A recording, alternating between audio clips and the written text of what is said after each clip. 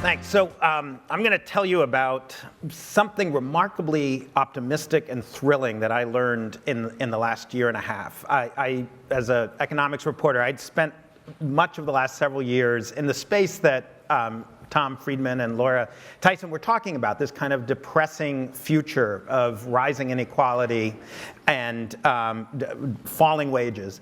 And I found, I think, maybe the answer. I found something that was incredibly exciting and made me feel truly optimistic about the future. It is, I think we're all thinking the same thing, accounting. And more specifically, the history of cost accounting, which I'm going to go into, believe it or not. I told Joanne this just before. She said, what are you talking about? I said, the history of cost accounting. Oh. No, you were very nice. Because I think that there was, so I'm going to take you back to 1813, and this sort of digs into what Marina was talking about in the first talk today. In 1813, Francis Cabot Lowell creates the first vertically integrated factory. This is a big, big change. So the Industrial Revolution's been in existence, depending on how you count, about 40 years. But it had been this putting out system where if I want to make cloth, I buy some cotton or some wool, I give it to one lady, usually a lady, she spins it into thread, then I take the thread from her, I give it to someone else, they weave it into cloth, then I take that from them, give it to someone else, they dye it, finish it.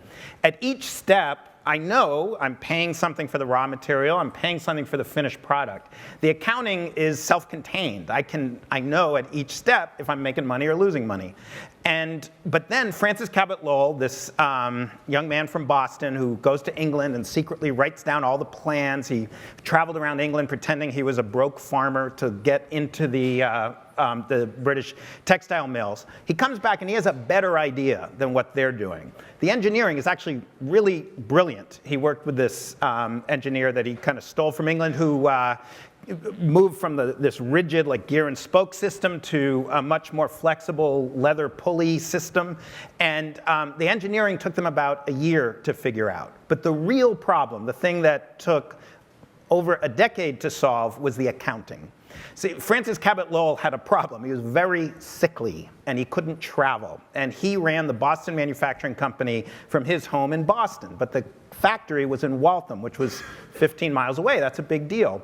And so he slowly, painfully built this accounting system where every day someone could come up by horse with the handwritten ledger of what had happened that day, and he could give instructions to be delivered the next morning for the next day. Because he has this problem no one had faced in human history, really, which was he could buy raw cotton on the front end, sell finished cloth on the other end, because that's what the factory did everything, and sell it for more than he bought the raw cotton for and lose a ton of money, because there's all these workers in the middle who could be slow, could be bad, could be inefficient.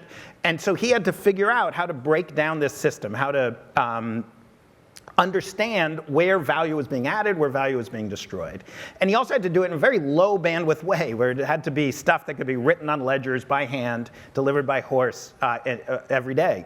And so, very simply, he decided that these employees were a cost, and the goal was to limit that cost as much as possible, and revenue was revenue. If you fast forward, the system he built, called the Waltham system, that really is the American Industrial Revolution. That was our big offering to the world. And if you read The Fabulous Business History by Alfred Chandler, The Visible Hand, you learn that the American corporation, the multi-level middle managers, all the things we've grown to hate, that is the American century. That is our special contribution. And it's actually a remarkable technology. The ability to operate a company that has tens of thousands. I mean, Lowell himself had 2,500 employees, something like that. But by the 1880s, we have companies with tens of thousands of employees. That's a remarkable technology. But it's all built on this premise that the workers are a cost, and that revenue is something totally separate from workers. And by the 1930s, when we have securities law, this is enshrined in compliance. And so it's no longer just an assumption that people make, it's actually the law. So you're going to hear about Wegmans and where they talk about employees as an asset. That's an awesome thing to say at a Google Rework conference, but if you say that in your prospectus when you're selling stock, you're going to go to jail. I'm just kidding. Nobody ever goes to jail for securities violations, but that's a separate issue. So somehow I thought I would be like 3 minutes in, but I'm 5 minutes in, so I'm going to quickly go to what is working. So right now, for a whole host of reasons, there is, for the first time, the technology to actually understand that it's not true that workers are a cost. That the idea that workers are just a cost turns out to be possibly a software error. That it's a problem of the bandwidth of the information. Because workers are, of course, a cost, but they also are, of course, a source of revenue. So there's enormous work being done right now. It's largely being done in retail for a variety of reasons, although it's also being done on manufacturing floors and other places, because it's a very tricky problem. It's a very subtle problem. If you think of a crowded retail outlet, like anytime you go to Walmart, you know for sure a few more workers, paying the workers there more and adding more workers is gonna make them money. It's obvious every time you go to Walmart. Or you compare Walmart to Costco, or you compare Walmart to Trader Joe's, or other places that really treat their workers as an asset. You know that an educated retail worker who's motivated, they're going to make you spend more money there at that time, and they're going to make you come back more in the future. But how many? Should you pay them 10% more or 100% more? Should you add 5 people per shift or 75 people per shift? That is the technology that nobody had the tools to have, but right now people are. So Kronos, the timesheet company, is working on this really awesome project now.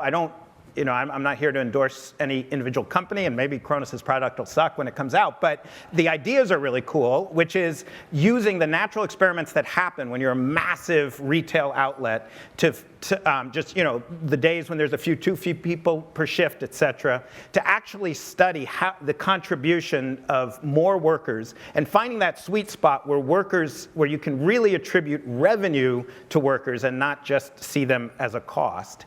And then but that's just a measurement issue. So Kronos is doing the measurement stuff. I think there is a lot more technology in that area.